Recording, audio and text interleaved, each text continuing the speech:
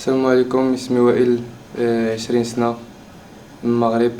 2 أنيوز دابا باش جيت هنا اسبانيا، وعايش في برشلونة في طراسة.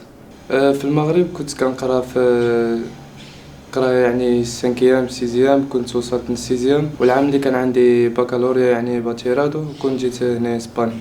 في المغرب كنت كنخدم في مجال الحلويات باتيسري، وكانت في يدي الحلاقة. هنايا كتسمى ملي جيت خدمت في هاد الحلاقة وبيع وشرا يعني هيدا عشوائي.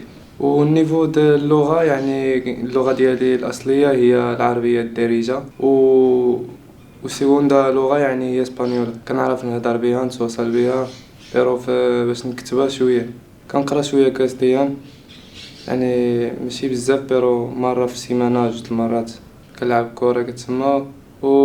والعوم، عوم مرة يعني. كنتمنى يعني نخدم في ديك شي باتيسري ونكمل في هذا المجال.